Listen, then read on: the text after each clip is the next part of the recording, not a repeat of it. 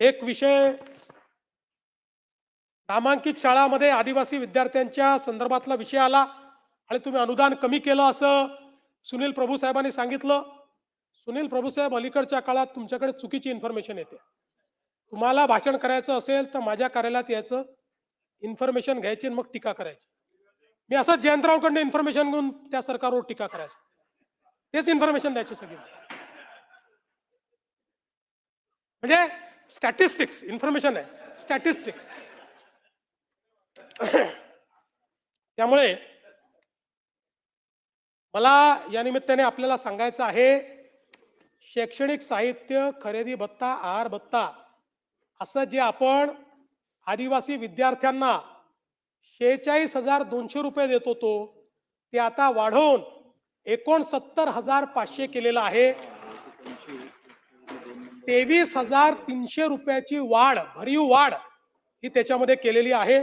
त्यामुळे ज्यांनी तुम्हाला ती इन्फॉर्मेशन दिली त्यांना नंतर रागवा की अशा प्रकारे मला चुकीची इन्फॉर्मेशन देत जाऊ नको. आणि नियत व्ययाच्या संदर्भात मी ऑलरेडी सांगितलेलं आहे, त्यामुळे पुन्हा तो विषय मी या ठिकाणी मांडणार नाही. त्यासोबत एक महत्वाचा विषय हा पर्यावरणाच्या संदर्भातला या ठिकाणी आदित्यजी तुम्ही मांडला, अनेक सदस्यांनी या ठिकाणी मांडला, सुनील प्रभूंनी मांडला.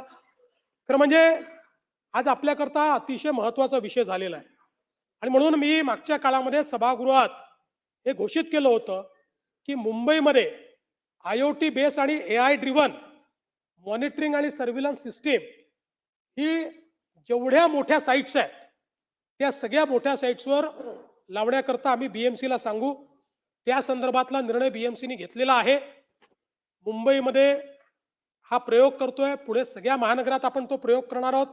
कारण आजच्या परिस्थितीमध्ये आपल्या प्रदूषणामध्ये, विशेषतः एअर क्वालिटीमध्ये सर्वात जास्त पोल्युशन इतक्या मोठ्या प्रमाणात कन्स्ट्रक्शन ऍक्टिव्हिटी चाललेली आहे, त्याच्यामुळे ते होत आहे.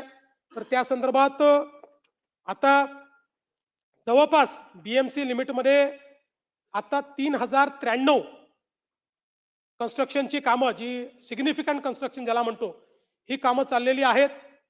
याच्यामध्ये 3,093 पैकी 2,555 साईट्सवर आता IoT बेस्ड आणि AI ड्रिव्हन मॉनिटरिंग आणि सर्व्हिलन्स सिस्टीम ही लागलेली आहे. इतरही साईट्सवर ती आपण लवकरच या ठिकाणी लावू. याच्यामुळे PM10, PM2.5 थ्रेशोल्ड लेवल्स जे आहेत ते आपल्याला आयडेंटिफाय करता येतात. आणि मला हे देखील सांगितलं पाहिजे की आता मुंबईकरता आपण सर्क्युलर इकॉनॉमी हा विषय हातामध्ये घेतलेला आहे. आपण क्लायमेट ऍक्शन प्लॅन तयार केलेला आहे आणि या क्लायमेट ऍक्शन प्लॅन करता मला सांगताना आनंद वाटतो की केंद्र सरकारने आपल्याला मुंबई, पुणे, नागपूर, छत्रपती संभाजीनगर, नाशिक आणि वसई विरार या महानगरपालिकेच्या क्षेत्रामध्ये 2,981 कोटी रुपये म्हणजे जवळपास 3,000 कोटी रुपये याच्यामध्ये दिलेले आहेत. आणि याच्या माध्यमातून या महानगरपालिकेच्या क्षेत्रामध्ये क्लायमेट ऍक्शन प्लॅन हा आपण त्या ठिकाणी लागू करण्याच्या संदर्भात कारवाई जी आहे ती कारवाई निश्चितपणे करतो आहोत. एक विषय